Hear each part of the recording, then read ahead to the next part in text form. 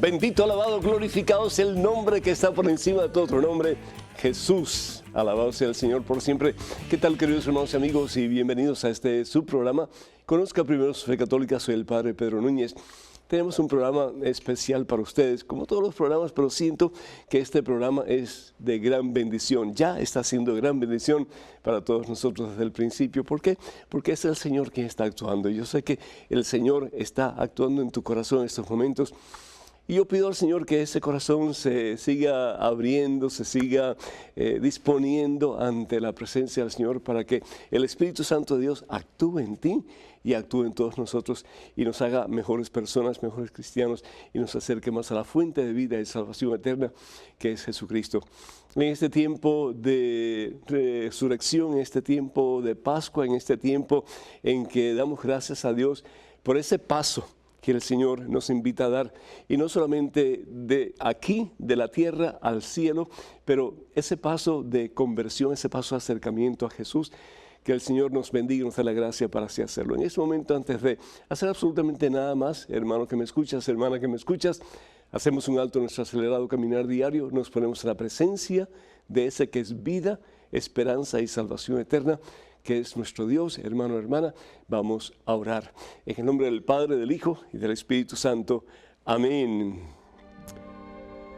Padre bueno, Padre misericordioso, Padre amantísimo, mira, Señor, nuestro deseo de ponerte a ti como de verdad el único Dios, el único Señor, el único amo, el único dueño de nuestra vida, de nuestro corazón, de nuestra voluntad, de nuestro cuerpo, de nuestro entendimiento, de todo nuestro ser. Señor, a veces se nos hace difícil porque nos sentimos solos, tal vez nos sentimos a veces desilusionados, Señor.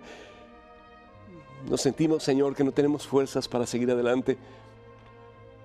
Sentimos, oh Dios, que no vale la pena ser cristiano, que no vale la pena seguirte a ti, Señor, que no vale la pena estar en la iglesia, porque al fin y al cabo no vemos la diferencia, no vemos que las personas que nos rodean sean mejores, Señor, o de verdad quieran acercarse a ti, o quieran tener una relación más estrecha contigo. Y no nos damos cuenta, Señor, que ese es el maligno obrando en nosotros, haciéndonos pensar que los demás no están haciendo su tarea, su labor, no están realizando su misión, Señor, de ser espejos transparentes de tu presencia en este mundo que por amor tú nos das. Yo te pido perdón, Señor, por las veces en que yo he enjuiciado a otras personas, pensando que no están haciendo lo que deben de hacer, que no están a la altura de mis expectativas, Señor. Yo te pido perdón en el nombre de mis hermanas y hermanos que están viendo este programa y que tal vez en algún momento sus vidas se han sentido igual, Señor. Porque ese sacerdote actúa así, porque ese laico comprometido actúa así, porque son mediocres en su relación contigo, Señor, en vez de ser personas más devotas, personas más ardientes en su amistad contigo, en su relación contigo. Yo te pido perdón, Señor, porque en vez de estar juzgando a los otros, deberíamos nosotros de pedirte perdón, sí, Señor, 1 y 1000 veces, por las veces en que nosotros no hemos sido capaces de ser mejores. Por las veces, mi Dios, en que nosotros nos hemos quedado a medias, Señor. Por las veces en que tal vez nos hemos hundido en la desolación, en el sentirnos impotentes de vencer un obstáculo, un vicio, un pecado. Y sin embargo, Señor, tenemos a veces la osadía de juzgar a los demás.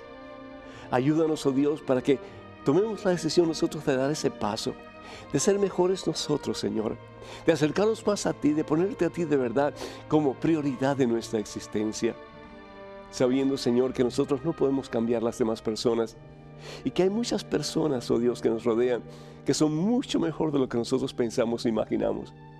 Pero cámbiame a mí, Señor, cámbianos a nosotros, oh Dios, primero. Acércanos a ti, mi Dios, para que seamos de verdad más y más reflejos de tu divina presencia. Y cambiando nosotros, oh Dios, no solamente cambiaremos los que nos rodean, Y les ayudaremos, oh Dios, si están caídos, para que se levanten. Si se sienten tristes, para que experimenten el gozo de tu presencia. Si sienten, Señor, que ya no tienen fuerzas para seguir adelante, que seas tú quien renueves esas fuerzas, Señor, para que poquito a poquito puedan acercarse más y más a ti, mi Dios. Ayúdanos, a Dios, a cambiar nosotros mismos, para en tu nombre poder poco a poco y más cambiar la faz de la tierra. Gracias, oh Dios, por la oportunidad que tenemos de vivir la unidad. Gracias, Señor, por la oportunidad que tenemos de ser una familia, la familia que llamamos la iglesia. Gracias, Señor, por la oportunidad que tenemos de ser imagen, semejanza y sí, espejos cada día más transparentes y puros de tu divina presencia en este mundo, mi Dios, que tanto necesita de ti. Bendice, santifica, Señor, a cada uno de tus hijos que está escuchando, que está viendo, y danos, oh Dios, la certeza de que contigo ya nuestra es la victoria. Te lo pedimos, Padre, en el nombre de Jesús, tu Hijo, nuestro Señor, quien vive y reina contigo en la unidad del Espíritu Santo y es Dios por los siglos de los siglos. Amén, Señor. Bendito seas. Amén. Damos gracias a Dios, hermanas y hermanos, por todos y cada uno de ustedes. Damos gracias a Dios por la oportunidad de estar junto a ustedes a través de estas ondas televisivas y radiales también. Doy gracias a Dios por Julia María de Costa Rica. Su familia le desea al Padre muchas bendiciones. Gracias, Julia María, y que el Señor le siga cuidando y llenando de mucha sabiduría para que nos siga ayudando en el crecimiento de nuestra fe. Muchísimas gracias, que Dios te bendiga y que Dios bendiga tus más íntimos deseos, especialmente en tu relación con el Señor Jesús. Yolanda de Tegucigalpa, Honduras, pide por la familia Mendoza Alemán, el saludo al Padre Pedro y que el Señor los siga bendiciendo en abundancia. Pues para ustedes todos muchísimas bendiciones. José de California le desea muchas bendiciones al Padre. Muchísimas gracias, José. Y Francisca de New Jersey pide oración por ella misma, para que el Señor guíe sus pasos. Francisca, que Dios te bendiga y que el Espíritu Santo te lleve a los mismos pies de Cristo Jesús. Leonidas de San Francisco pide por su salud, que el Señor te bendiga en abundancia y que puedas experimentar el poder transformador de Cristo Jesús.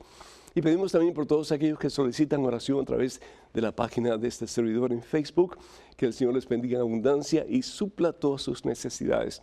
Y les recordamos, hermanas y hermanos, que la única página oficial del Padre Pedro en Facebook es la siguiente: facebook.com/ppedronunes, facebook.com/ppedronunes. Tengan mucho cuidado con los perfiles falsos que piden dinero para misiones en mi nombre. Eso nunca lo haremos, así que si ustedes ven algo así, descártenlo, por favor. Una de las primeras cosas que hace Jesús cuando está en este mundo, en un cuerpo como el tuyo y como el mío, es establecer su iglesia, fundar su iglesia. La palabra iglesia es la primera vez que sale, la palabra iglesia es en el Evangelio según San Mateo capítulo 16, versículo 18. Cuando le dice a Simón Barjona, un pescador sencillo, humilde, le dice, teniendo alrededor los demás discípulos que eran muy cercanos a él, que conocemos hoy día como los apóstoles, le dice, tú eres piedra. Le cambia el nombre. Le pone un nombre muy extraño. Yo creo que ninguno de ustedes le pondría a un hijo piedra, o le pondría a un hijo ladrillo, o le pondría a un hijo pedazo de palo. Es decir, no, esos nombres no se usan. Y no eran tampoco nombres que se usaban en el tiempo de Jesús. Pero sin embargo, Jesús usa ese nombre para afirmar una verdad. Que sobre esa piedra, sobre esa roca firme, Jesús iba a establecer su iglesia. Jesús definitivamente es la piedra angular. Sin Él no hay nada. Sin Él no hay nada. Pero Jesús sabía muy bien que un día Él regresaría a su gloria, al puesto que le pertenece por ser Dios, a la derecha del Padre.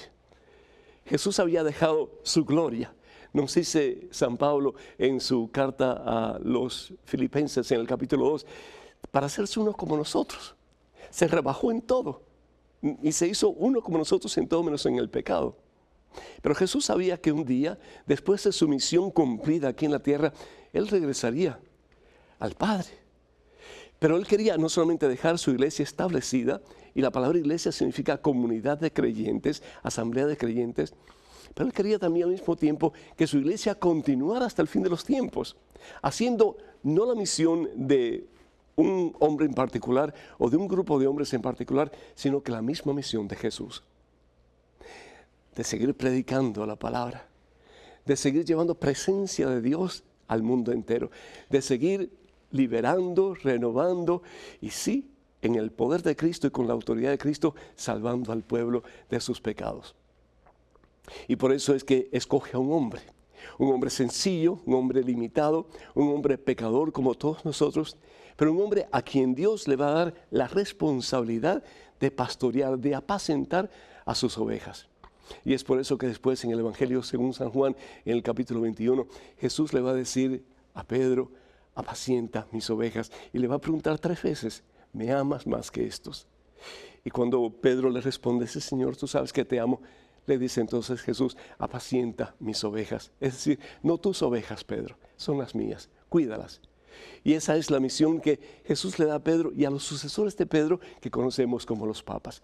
La palabra papa significa, papá es una palabra que en forma muy familiar significa el papá que nos lleva al verdadero Padre, al único Padre que es a Dios en Cristo Jesús. ¿Y por qué Jesús establece su iglesia? Por varias razones. Una de las razones es porque Él bien conoce el corazón del ser humano y sabía que desde el principio iba a haber polémica. Unos decían, no, Jesús es Dios y Jesús es hombre. Jesús tiene 2 naturalezas, la divina y la humana. Y otros decían, no, Jesús es el hombre perfecto, pero Jesús no es Dios. Y eso hasta el día de hoy, pues los testigos de Jehová dicen eso, ¿verdad? Y también los mormones. No, Jesús es el hombre perfecto, pero Jesús no es Dios. Pero sin embargo, la tendencia, porque el Señor había prometido Espíritu Santo, y ese Espíritu Santo, el Señor lo promete en el Evangelio según San Juan, capítulo 16, versículo 12, enviar Espíritu Santo. ¿Y qué es el Espíritu Santo? El amor puro de Dios, que va a llevar a la iglesia a un entendimiento total de las enseñanzas de Jesús. Y por eso el Señor Jesús le dice a sus discípulos, es bueno que yo me vaya, es decir, es bueno que yo regrese al Padre, para que entonces ustedes reciban Espíritu Santo, el Espíritu Santo que los va a guiar hacia la verdad y la verdad los va a hacer libres. ¿Y quién es la verdad? Al fin y al cabo es Jesucristo. Y eso sucede en los Hechos de los Apóstoles, capítulo 2, versículos del 1 al 10, cuando estaban en el aposento alto, todos los discípulos reunidos en oración y de pronto aparecen como lenguas de fuego que van llenando todo aquel lugar y quedan llenos, quedan repletos. Quedan sumergidos en el amor pleno de Dios, en el Espíritu Santo. Y de ahí ellos van al mundo. Aquellos que habían estado a puertas cerradas por miedo a los judíos, se van al mundo a predicar a tiempo y a destiempo que Jesucristo no está muerto, que Él está vivo. Y que porque Jesucristo vive, Él es Dios, Él es el Señor. Y Él ha enviado a sus hijos a llevar esta buena nueva al mundo en general. También pues Jesús sabía que iba a haber diferencias entre diferentes asuntos sobre la teología de la iglesia, etc. Tanto así que hoy día pues muchos hermanos no católicos dicen cosas en contra de la Virgen María, en contra de los santos, en contra de la Biblia, es decir que si hay 7 libros más, si hay 7 libros menos. Y por eso es que Jesús establece su iglesia y le da Espíritu Santo para que siga guiando al pueblo de Dios hacia el puerto seguro que es el cielo.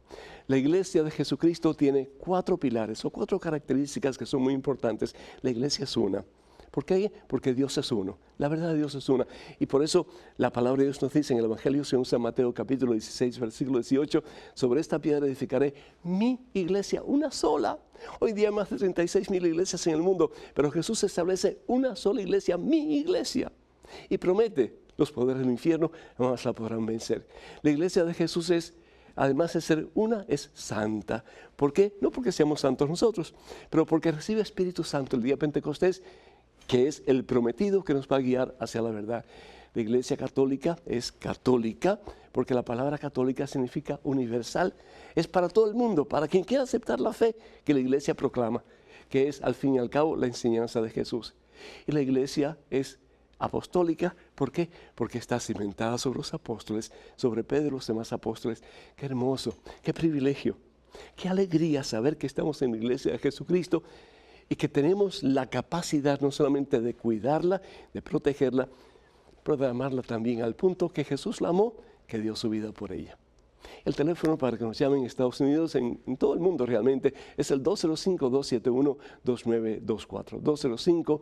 205-271-2924. Vamos a una pequeñísima pausa, pero regresamos en cuestión de momentos. Así que, hermanas y hermanos, por favor, no se vayan, quédense con nosotros.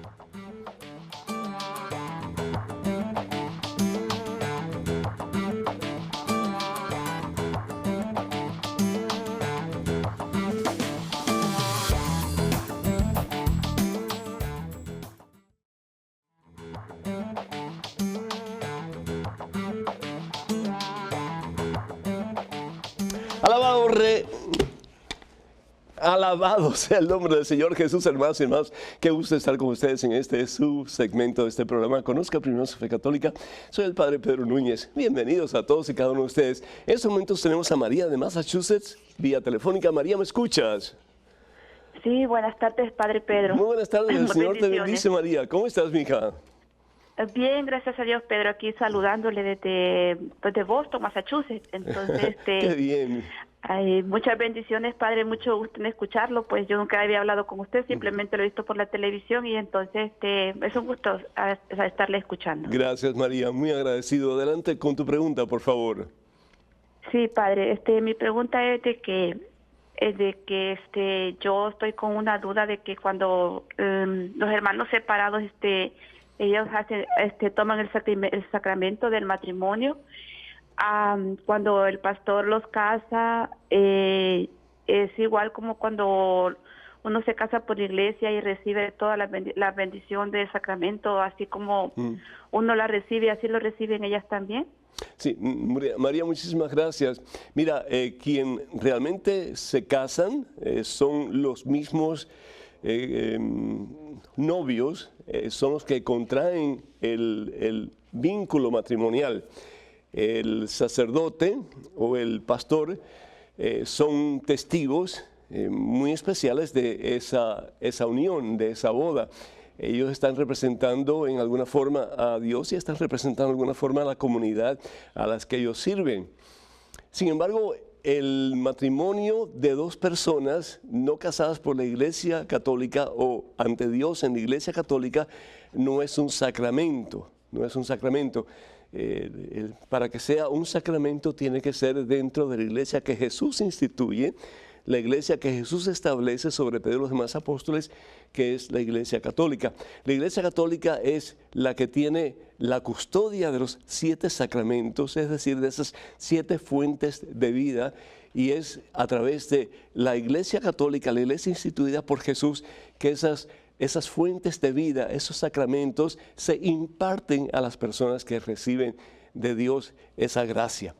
Entonces, cuando estamos hablando, por ejemplo, de dos personas que se casan ante un pastor, pues el pastor no tiene autoridad para dispensar el sacramento. El pastor no tiene autoridad para hacer válido ese sacramento entre esas dos personas. Están casados. Y es desde el punto de vista legal, pues están casados, pero desde el punto de vista sacramental no lo están.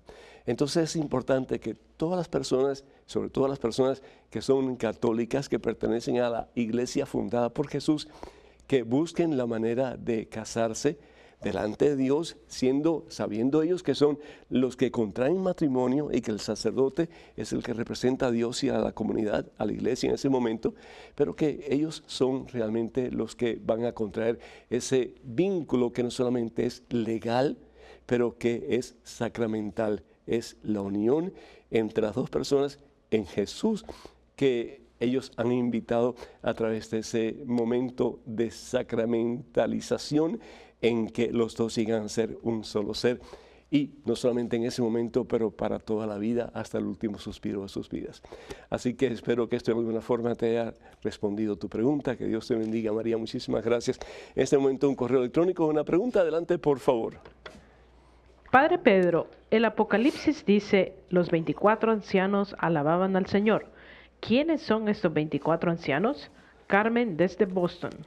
Carmen, muchísimas gracias. Los 24 ancianos realmente en forma profética, ¿sí?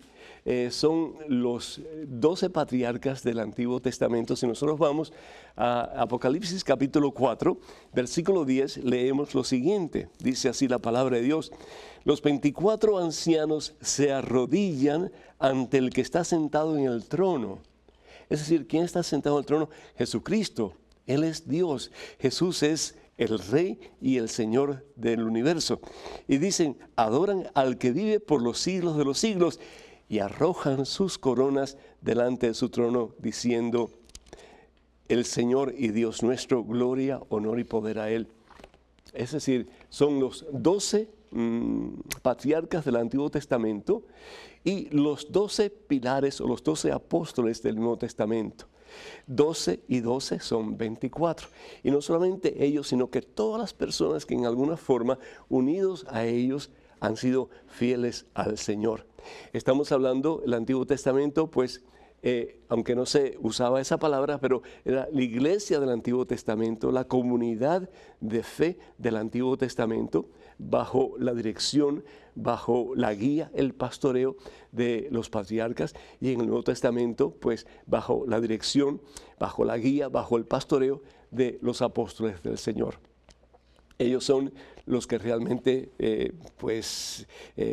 hacen el comienzo de esa nueva creación, de esa nueva vida que el Señor Jesús nos ha dado a través de su iglesia, que es la nueva esperanza del pueblo, de que a través de la iglesia, un día esa iglesia que representa o es representada por la barca de Pedro, llegaremos a nuestro destino, que es al fin y al cabo el cielo, el puerto seguro que es el cielo.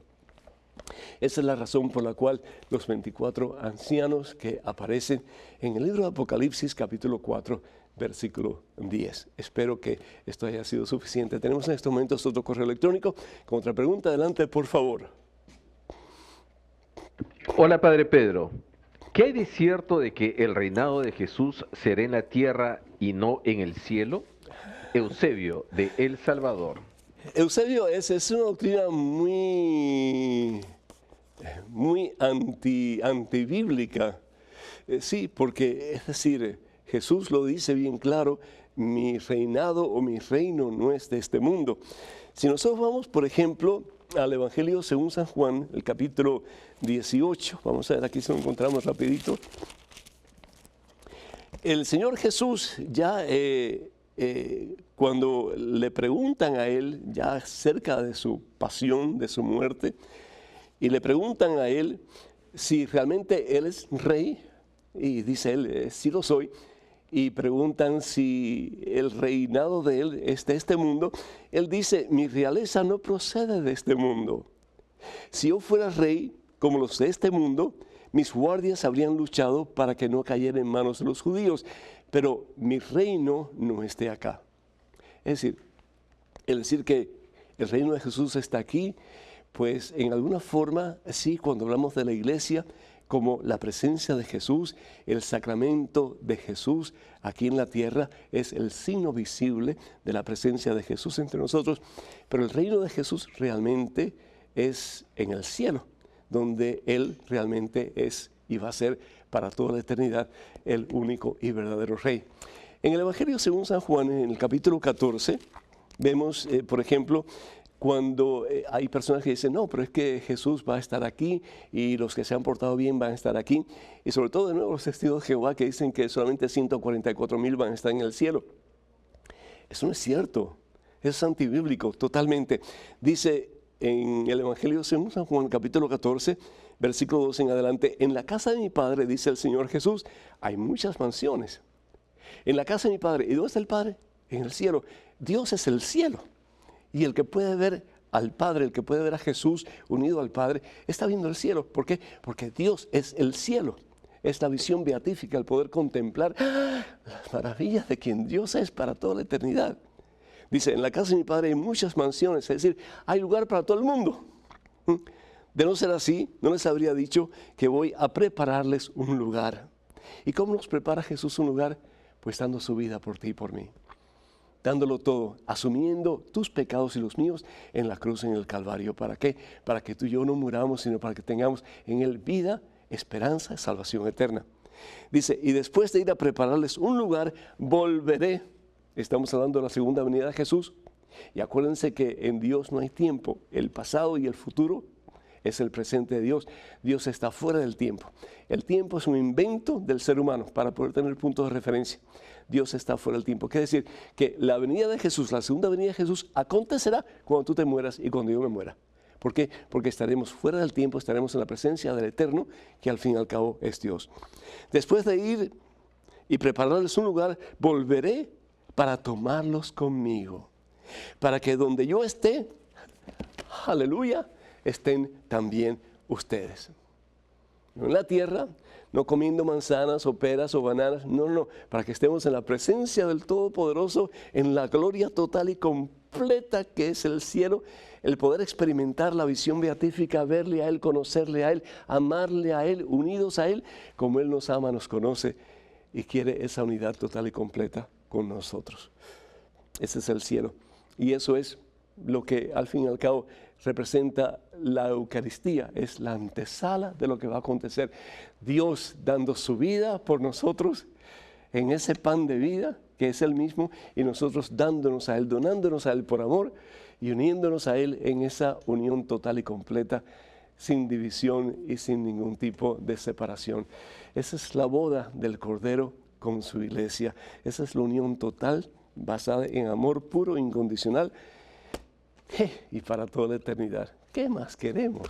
Es decir, por eso santos como Santa Teresa de Ávila decía, muero porque no muero. Es decir, no estoy muerta, pero ya quisiera morirme, no porque estoy desilusionada o deprimida o triste, sino porque quiero ver, quiero contemplar con mi propio ser las maravillas de ese que por amor lo ha dado todo para que en Él lo tenga todo.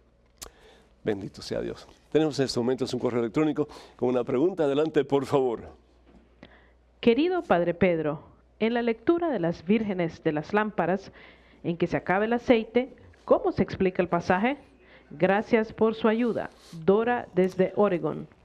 Dora, muchísimas gracias, muy agradecido. Pues ese pasaje nos alienta y al mismo tiempo nos da un aviso de peligro.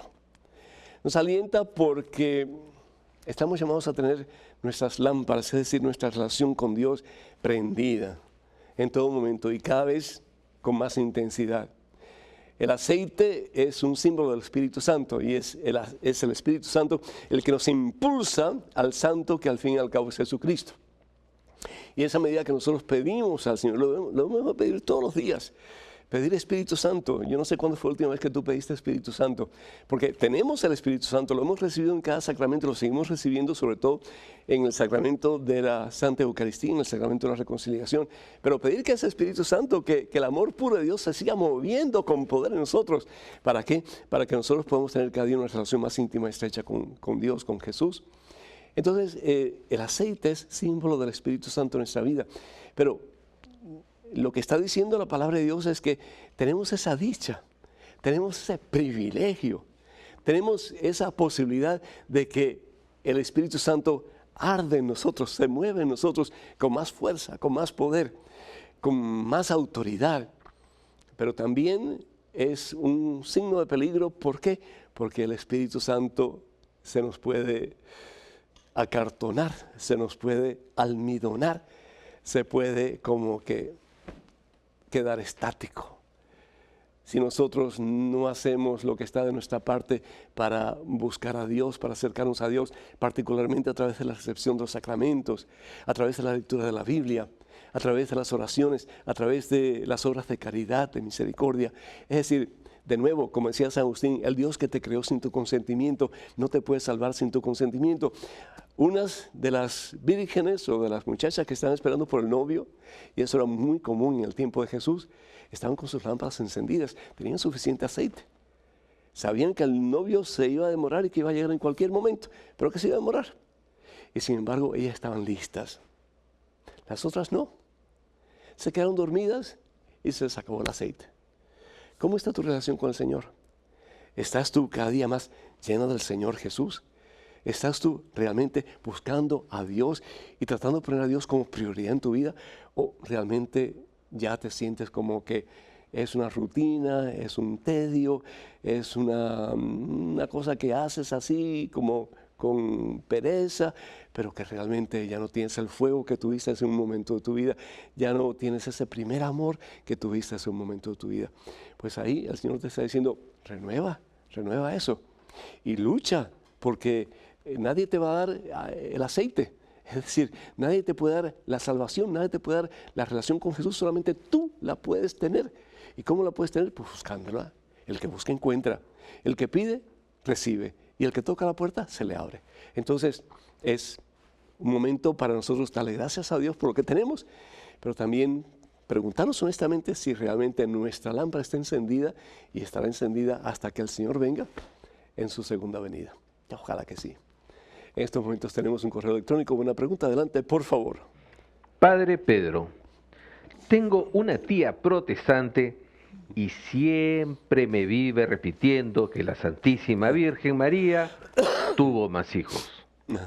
¿Cómo puedo responderle ya que me menciona las citas bíblicas Mateo 13:55 y Juan 7:1? Muchas gracias, Raúl de Guatemala. Raúl, que Dios te bendiga. Dile a tu tía que no sea tan protestona, por favor, y que estudie un poquito más la Santa Biblia. Con todo respeto, pero es cierto, ¿verdad? ¿Por qué ese empeño de degradar a la Virgen María? ¿Por qué ese empeño de despreciarla y de echarla a un lado? Y yo sé la respuesta. Primero que todo, porque en el libro de Génesis capítulo 3, versículo 15, hay una promesa. Hay una profecía de parte del mismo Dios. ¿Y cuál es esa promesa? ¿Cuál es esa profecía?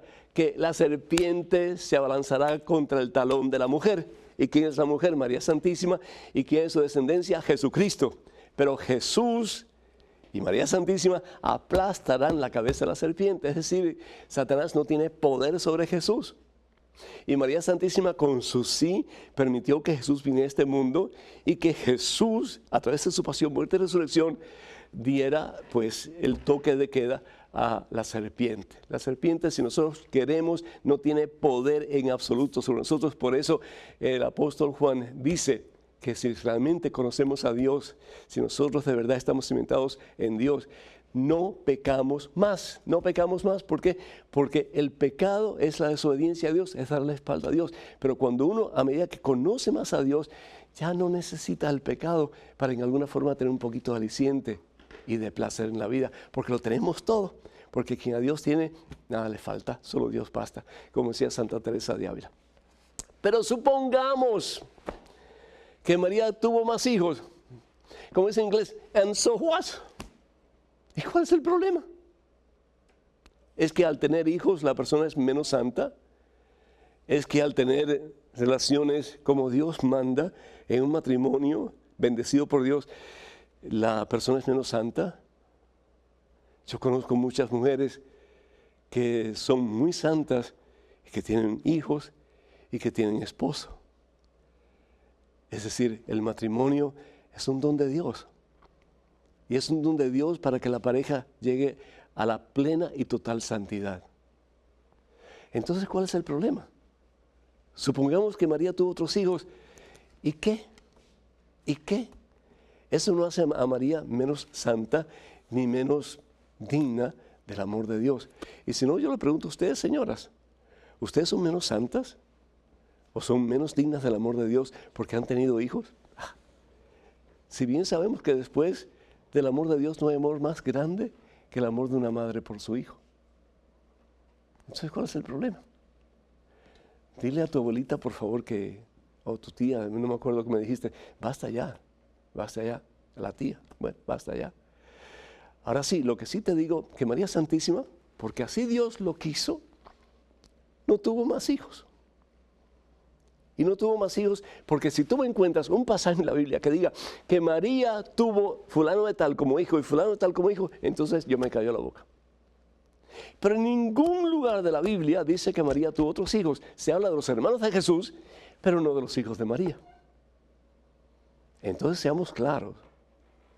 Es decir, dejemos andar con tantos tapujos y con tantas medias verdades. En la Biblia, cuando se habla del hijo de fulano de tal, se dice no solamente el nombre del hijo, pero el nombre de fulano de tal o de fulana de tal. Si no se consideran parientes o relativos o amigos en una proximidad bastante íntima, como Jesús tenía parientes que eran del mismo pueblo de Nazaret y tenía amigos también de ese lugar, pero no eran sus hermanos biológicos, eran sus hermanos en la fe. Nosotros nos decimos unos a otros lo mismo, ¿verdad? Hermano, hermana que me escuchas, pero nada que ver, no de sangre, sino que tenemos un Padre en común que es Dios.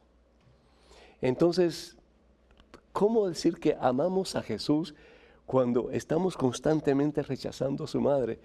Si eso hicieran conmigo, o si hubieran hecho eso conmigo cuando mamá estaba conmigo, lo menos que hubiera podido decir es, permíteme un momentito, critica a la tuya, pero déjala a mí en paz. ¿Cómo se sentirá Jesús en su cuerpo mortal cuando hay personas que tienen la osadía de decir que son discípulos, seguidores de Jesús, y que invitan a Jesús a su corazón, pero María se tiene que quedar fuera? Triste, hermanos, muy triste. El número para que nos llamen 205-271-2924. 205-271-2924. Vamos a una pequeña pausa, regresamos en cuestión de momentos, así que por favor no se vayan, quédense con nosotros.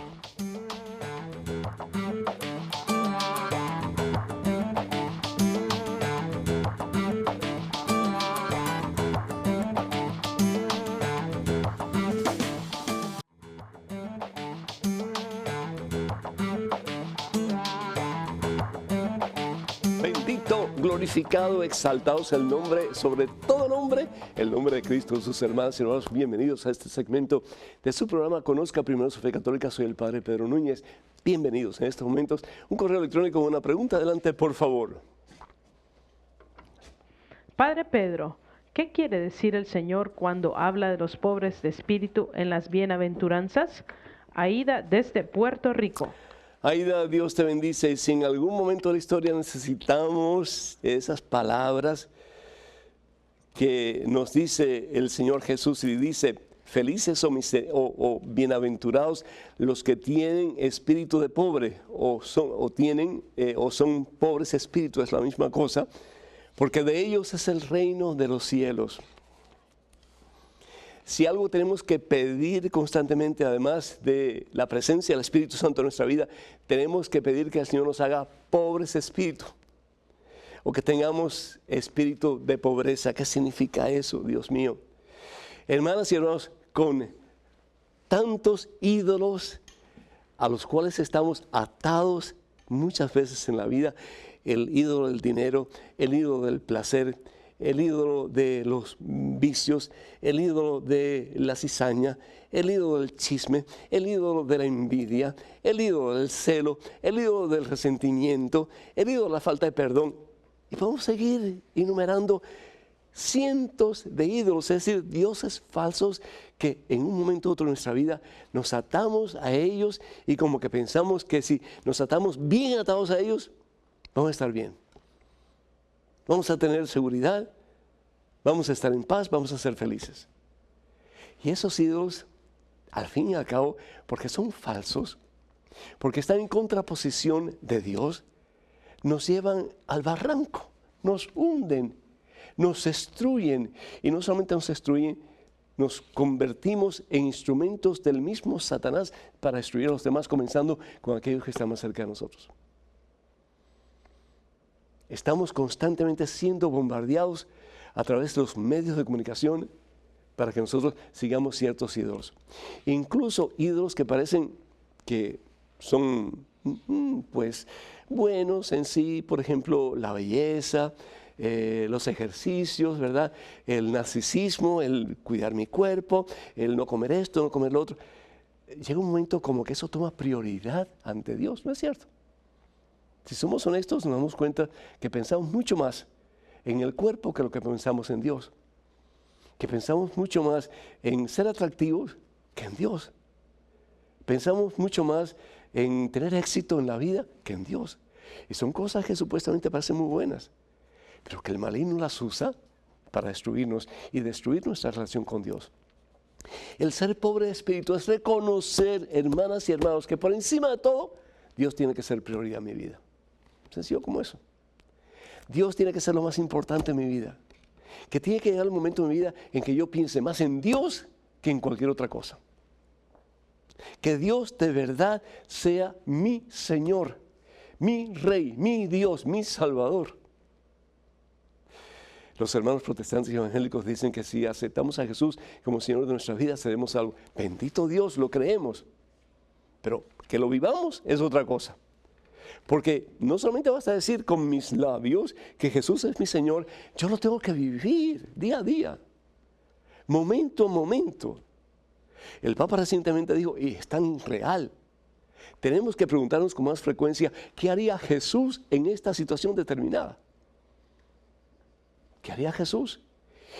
Y no esquivar la pregunta, no irnos por la tangente, no hacernos sordos a esa pregunta, pero ¿qué haría Jesús? ¿Qué haría Jesús en tu situación en estos momentos? ¿Cómo actuaría Jesús? Y hacerlo. Eso es vivir bajo el señorío de Jesús. Eso es poner a Jesús como prioridad en nuestra vida. Eso es dejarnos impregnar por la voluntad de Jesús, la voluntad de Dios, de tal manera que podemos decir como San Pablo, ya no soy yo quien vivo, es Cristo Jesús quien vive en mí. Es poder decir como María, todo tuyo, Señor. Hágase en mí, hágase lo que tú quieras. Si en algún momento de la historia necesitamos esa frase, es hoy día. Dichosos, felices, bienaventurados los que tienen espíritu de pobres. Es decir, los que se consideran que sin Dios somos nada, pero con Dios somos todo. Porque de ellos un día será el reino de los cielos. ¡Wow! Tremendo, hermanos. Tenemos a Marisol vía telefónica desde Orlando, Florida. Marisol, bienvenida. Es un gusto estar contigo. Adelante, por favor. Sí, Padre, buenos días. Muchísimas gracias por sus programas, porque nos enriquecen y nos muestra cada día más el amor a Dios. Que Dios lo bendiga siempre. Igualmente, Marisol. La pregunta es, Padre, ¿qué se puede hacer con las imágenes que se rompen? ¿Qué hago con ellas? Muchísimas gracias. Es una pregunta muy interesante porque hay muchas personas que tienen esa preocupación. Ya tienen una imagen que está rota, una estampita, por ejemplo, que ya la quieren descartar, pero está como que un poco así de, no de miedo necesariamente, pero de inseguridad si lo que están haciendo es lo correcto, ¿no? Yo diría, lo más seguro, llévale eso que ya realmente no tiene el uso que tú quisieras darle, llévaselo al sacerdote de tu parroquia y que él disponga de eso según lo que le crea conveniente.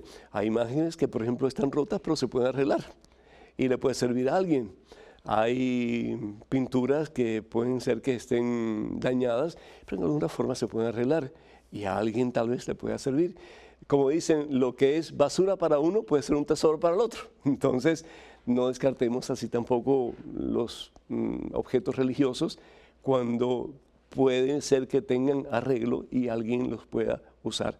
Y se pueda usar eso pues para en alguna forma representar a Dios y que esa persona pueda acercarse a Dios a través de ese objeto religioso. La otra cosa que se puede hacer, si ustedes realmente no lo quieren llevar a un sacerdote, pues hagan una oración antes de descartarla y pidan al Señor que ustedes puedan descartar ese objeto religioso que les ha servido tanto en el pasado en la mayor reverencia posible, porque al fin y al cabo ese objeto en alguna forma apuntó hacia Dios, apuntó hacia la presencia de Dios. Entonces esas dos opciones las ofrezco pues a usted y a cualquier persona que esté en esa misma situación. Que Dios les bendiga. En este momento es un correo electrónico. Una pregunta, adelante, por favor. Padre Pedro, ¿por qué hay libros en la Biblia que, desconociendo el autor, están agregados en la Sagrada Escritura? Por ejemplo, el libro de Job, que tiene autor desconocido y sin embargo está en la Biblia. Bendiciones, Anónimo.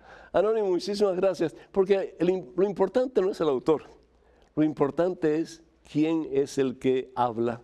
Y en este caso estamos convencidos de que quien habla, al fin y al cabo, es Dios, es Jesucristo, la palabra de Dios.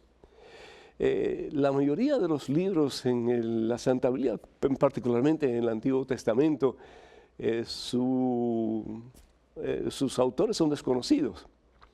Por ejemplo, se me viene a la mente el libro del profeta Isaías. Sabemos que son 3 autores los que componen el libro de Isaías. El primero se llama el Proto-Isaías, el segundo Deutro-Isaías y el tercero Trito-Isaías. Y se habla así en formas teológicas para poder distinguir el escrito de una persona a otra persona. Eso no quiere decir que el escrito sea inválido, sea menos válido o menos importante o menos valioso. Por el contrario, es toda una secuencia de experiencias que el ser humano ha tenido de Dios o que una comunidad ha tenido de Dios. Y es tan poderosa esa experiencia, tan viva, tan real, que no solamente se ha divulgado, se ha compartido a través de el medio oral, que es la palabra, pero en algún momento todo eso se escribió para que quedara como recuerdo y también pues como presencia viva de Dios en su pueblo. Porque a veces sentimos como que estamos abandonados por Dios, a veces sentimos como que Dios no nos escucha, a veces sentimos como que Dios está muy distante. Y es a través de estos escritos que el pueblo de Dios, una y otra vez, volviendo a ellos, reconocía la presencia de Dios y sobre todo el que Dios nunca los iba a abandonar. Aun cuando ellos abandonaran a Dios, Dios nunca los iba a abandonar a ellos. Entonces, el estar consciente que los escritos que aparecen en la Santa Biblia, todos son no solamente inspirados por Dios, tengan el autor real o tengan un seudónimo, porque eso es muy frecuente de nuevo en el Antiguo Testamento, en el Nuevo Testamento en algunos casos también, pero sobre todo en el Antiguo Testamento. Pero ¿qué es lo que dice la Sagrada Escritura?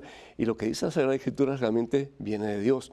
Y eso fue promulgado en el Concilio de Cartago, en que los obispos de la Iglesia Católica, con la autoridad de Jesucristo, impulsados por el Espíritu Santo, y al fin y al cabo se hizo así, porque fue el Papa Dámaso quien ordenó que se recopilaran todos estos libros bajo la dirección de San Jerónimo.